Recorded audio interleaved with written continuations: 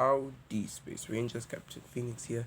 Today, no video footage, sadly. But we're doing a theory, which I haven't done in a while, so it's a really nice return to form. Yay! And this theory contains contents from a book. Boo, boo, boo, get out here, I hate you. Okay, alright, chill, okay, chill out, guys. So, today I'm doing another Star Wars theory, and I know it's been a while. It's just like I haven't had a lot of time to analyze movies as much as I should have, so that's why I haven't had a theory. But I've had some time to think this one out, so I say why not. So today, guys, I will be doing a Star Wars theory, and the main and the title of this theory, or at least the what I'm gonna uncover in this theory is how are the Jedi able to get their lightsabers after the events of Episode 7? So, how are the Jedi, in particular Rey actually, able to make new lightsabers after Episode 7? What do I mean by this? Well, I'm glad you asked. Strap in, buckle in, be ready, because we're about to do a Star Wars theory with Captain Phoenix. Let's scour this universe. So, where do I start with this? I guess I could start with episode. No, let's start with how lightsabers are made. So, to all of you non-Star Wars junkies, let me educate you on this. A lightsaber is made, or at least powered, by a kyber crystal. A kyber crystal are these small bits. They kind of look like ice, and they kind of are ice. It's just its force ice. We'll call it that. So, only lightsabers can go to this planet, Ilum. There's a planet in Star Wars called Ilum, right? And only light users, whatever, light force users can go to the planet Ilum and obtain a kyber crystal. If you're a dark side user, you cannot obtain a lightsaber crystal. So they go to the planet Ilum, they meditate, they pass some sort of test, and by passing that test, they're able to get a kyber crystal. I said it is like a shard of ice.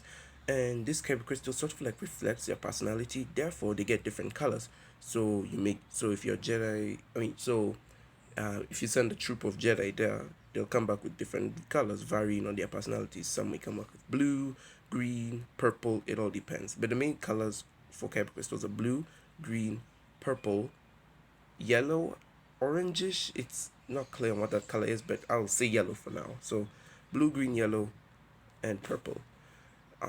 Sometimes you get the very rare ones like black, which was made by a Mandalorian Jedi, which is cool, but like there was only one black lightsaber known to exist, so we don't really count it. And then we have the other colors. So you're probably wondering, how do Sith get their lightsaber colors then, or how do they obtain their lightsabers? Well, as you know, Sith primarily use red lightsabers, so you're probably wondering, how do they get lightsabers if they can't get them from the planet Ilum? So what Sith do is they kill a Jedi, and from that Jedi, they take the lightsaber that the Jedi owned. So they take the lightsaber, take the kyber crystal from the lightsaber, and make it bleed. How they make it bleed is they fill it with everything the dark side has: anger, fear, suffering. So by by putting all those negative emotions and powers into that kyber crystal, they essentially make it bleed out all the good stuff from it. So they kill the Jedi, take the kyber crystal from them, and then they just fill it with all the hatred of the dark side. Thus, it bleeds and becomes red. Then the Sith take it and put it in their lightsaber. That's how Sith are able to obtain lightsabers. And you're probably wondering, what about the white lightsabers, especially the ones from Rebels? Well, it's actually kind of a funny story how you get white lightsabers. So to get white lightsabers is essentially the reverse of how you get red lightsabers. You kill a Sith and you take their lightsaber from them. Then you take the kyber crystal from the lightsaber and you purify it. You now start putting in all the good things the light side used to have. However, the only problem with it is that since the lightsaber has already bled, kind of the negative stuff from it has gone in. So if a Jedi starts to purify a corrupted kyber crystal, it won't go back to its original color. So say it was blue, then it was red. So if a Jedi takes the red lightsaber and purifies, I keep confusing saber and kyber crystal. So if a Jedi takes the red kyber crystal and purifies it with everything good about the Force, it won't go back to its blue color. It will go to a white color. This white color is an in-between of what its former color was, the light side. So it will still retain what it had that was good, the light side, but it will still always remember and have that scar of the dark side, therefore resulting in white. It won't go back to blue. So no matter how much you purify it, the kyber crystal will go from red to white and not advance from there on out. And I don't think you can turn white to red, but we haven't seen that in canon yet, so I don't know. Anyways, so now you know how to get a lightsaber, right? What does this have to do with my theory? Well, let's start all the way back in, I guess, episode 3. Or at least, let's start with the Ahsoka book. So, as we know from, well, this book came out about 4 years ago in 2016. It was written by E.K. Johnson, and it kind of gave us a bit of the Clone Wars finale before we got the actual Clone Wars finale. And yes, I hear your cries. I will review Clone Wars season 7. I just haven't gotten around to finishing it yet. I mean, I finished the first two arcs. Right now I'm on the Siege of Mandalore, so guys, lay off me for a bit. I will do it. Relax. So, during the Ahsoka book, we get like a prologue with the end of the Mandalore, with the Siege of Mandalore. I will make comparisons between the book and the actual Siege of Mandalore once I'm done reviewing the season. Wait, once I'm done watching the season, then reviewing the season, then rating the season. Then I finally get to comparing the Ahsoka book with the Siege of Mandalore, see how things line up with each other. But I'll get on that later. As of now, let me just talk about the book itself. So in the book, Ahsoka is on the run. She doesn't have lightsabers, all that, right? You probably have read the book. You probably haven't. I'm not gonna narrate it for you. Go read it yourself. It's actually a really good book. But somewhere along the book, Ahsoka goes back to the planet Ilum to go and construct new lightsabers for herself. And when she wants to construct new lightsabers, she actually finds that the planet Ilum is kind of being mined almost to the point of exhaustion, where there's nothing else to remove from that planet. So she finds that the Empire is taking out huge quantities of kyber crystals from there. And she's like, oh, this is bad then, isn't it? Because that means if the Empire is taking kyber crystals, I can't get any to make a lightsaber.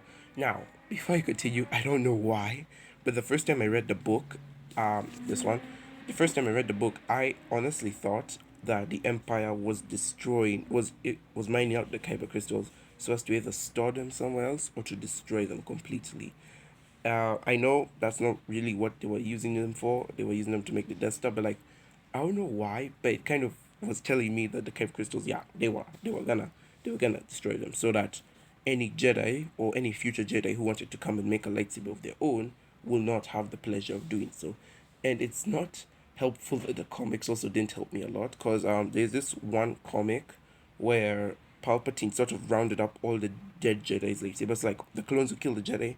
Palpatine asked them to bring their lightsabers to him as proof of their death. So like Palpatine rounded up all the dead Jedi's lightsabers. You know, Yoda. Well, Yoda was in exile, but you know, Yoda, Windows, Kit Fistos, all of those, and then he like threw them into an inferno. So he destroyed every lightsaber that belonged to a Jedi, at least during the time of Order 66. He just took them and threw them into an inferno, destroying all the lightsabers. So I'm like, yeah, no Jedi will be able to get them now.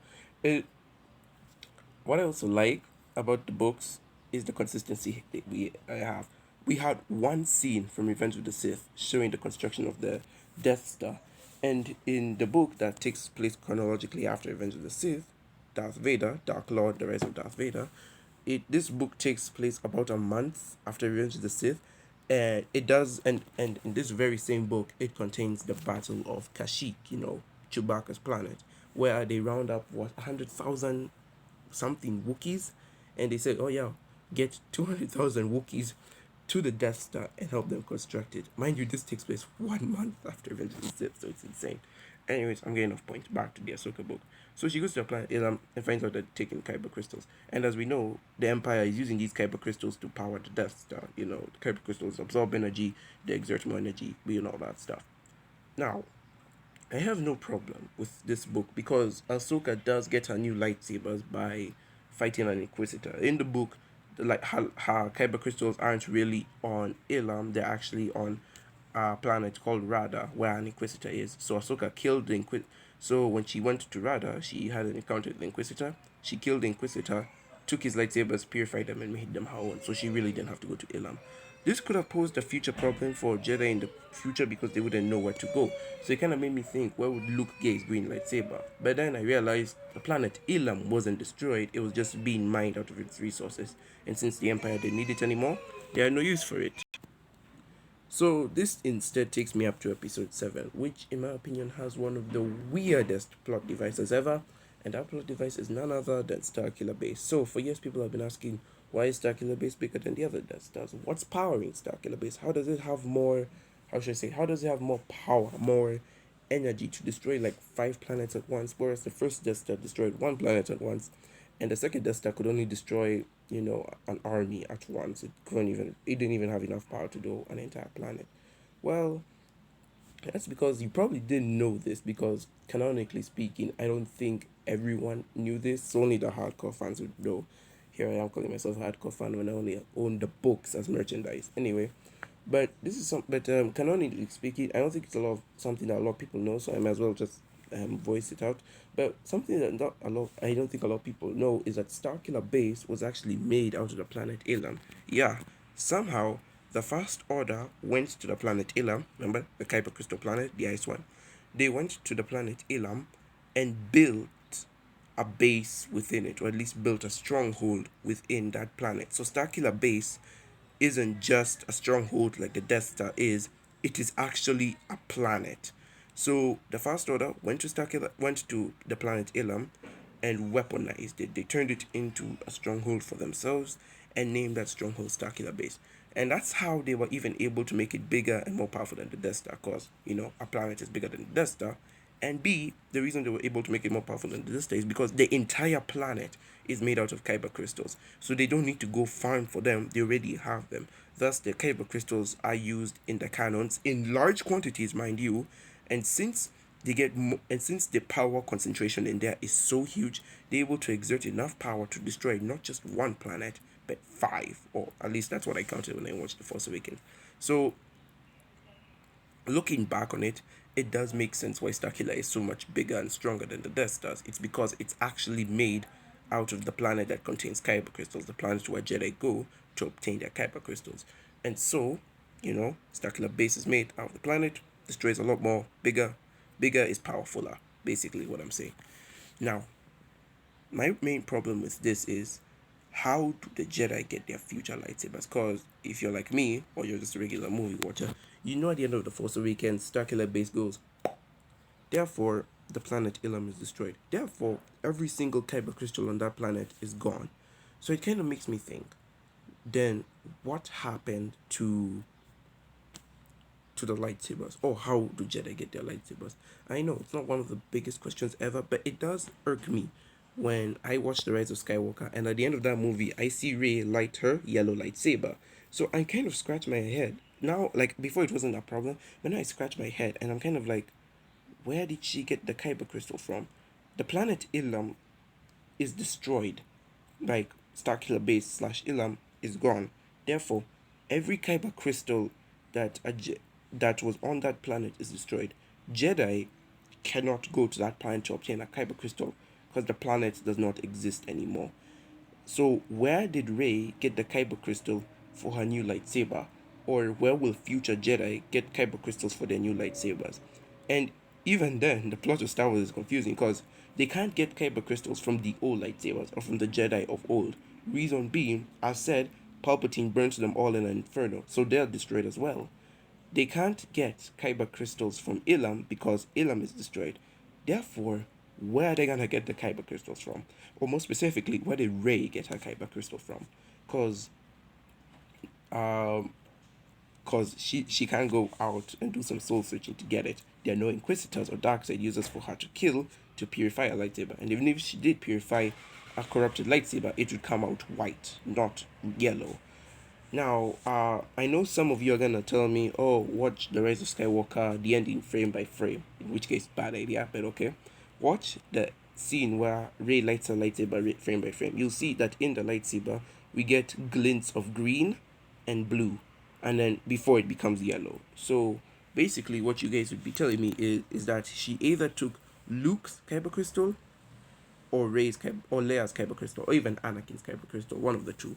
So basically, what you guys would be telling me is, if I watched it frame by frame, which I did, I saw the glints of blue and green, right? Therefore, she either took Leia, Anakin, or Luke's kyber crystal and kind of converted it to yellow to put in her lightsaber. But it wouldn't make sense if it was glowing blue and green, because that means she wouldn't have changed them. Something's going on in there. Now, I wouldn't like that she took one of the Skywalker Kyber crystals, because if she took Anakin's, it wouldn't make sense. Like, because for the entire sequel trilogy, she never had her own lightsaber. She was using Anakin's. I'm not calling it Luke's. I'm not calling it Rey's. I'm calling it Anakin's. So she's using Anakin's. I'm giving so I'm like, just get your own, man. Get like a double bladed blue one. No, she gets a yellow one at the end of the trilogy when there's no one to fight. It's kind of useless. And if she did borrow Anakin's crystal, then I mean, take it actually, because Anakin's not alive. So if she did take Anakin's crystal, what was the point of switching them then? What was the point of getting a new construction or a new filter or whatever? Just use the same old lightsaber if you're gonna borrow the same damn crystal. Sorry, I still have feelings for that movie. Okay, ignoring that. So it does kind of raise the question: if she didn't take any of the Skywalker's crystals, where did she get her own? Where did she get the yellow one to make her own crystal? And if she is going to start a new order of Jedi, where are those Jedi going to get their new Kyber crystals to power their lightsabers? How are they gonna do it? Where are Jedi going to get their new lightsabers to help defend peace in the galaxy? I don't know. This is one of those unanswered questions I have no answer to. They never mention a secondary planet where they can get Kyber crystals from. Ilum was shown to be the only one that's destroyed. They can't use the lightsabers of all the Jedi. Those are gone. Therefore, we're kind of left in a stuck position. That's why I'm making this. It's not really a theory. It's more like outlining the plot hole that was left from the sequel trilogy. Now, this could be anyone's fault. This could be Ahsoka's fault. This could be Episode 7's fault. It really is bouncing. But I think after some time of thinking, I came to the conclusion that it might be more of Episode 7's fault, because they kind of made Starkiller Ilum. And therefore, if the Jedi don't get lightsabers in the future, well, Star Wars is going to be pretty boring then, isn't it? But, um, I don't know. I'm kind of left at crossroads. I really didn't have an answer for this video when I came to planning it. I didn't have an answer when I'm filming it. And I still don't have an answer now. I honestly don't know what the answer is, guys. I don't know where they'll get the new lightsabers. And I honestly have no idea where Star Wars will be headed if they do make a sequel trilogy. It honestly kind of baffles me. It's so I guess it was less of a theory, because theories usually have self-made answers. This was me kind of highlighting a plot hole that the movies had that I didn't fully agree with. A plot hole that I noticed somewhat way too late, but it is there. And yeah, so I don't know, guys. I don't know what the future of Star. I know the future is gonna be Old Republic, but I don't know how they can. I don't know how they can go around this, and I don't know how they will explain this. But you know, Star Wars, there's infinite possibilities. Knowing Disney, they'll just probably say there was a secondary and a third planet. So like, I don't care. But yeah, that was just me laying out the plot holes. Guys, thanks for so much for watching. This video ended up longer than it should be. I'm sorry, I don't have an answer for you. Truly, I wish I did have an answer for this video, but I guess it's less of a theory than and more of just me pointing out plot holes. Hooray for me. And again, thank you so much for watching. Thank you so much for taking out the time to watch me. Again, sorry for the no video footage, but at the same time, read. It's good for you, especially during this time when people are losing their minds. Thank you so very much for watching, guys. Again, be sure to like and subscribe. Once again, thank you for watching my videos again. And you know, can't do this without you. And I've been Captain Phoenix. Thank you very much for watching. And with that, I will see you in another universe.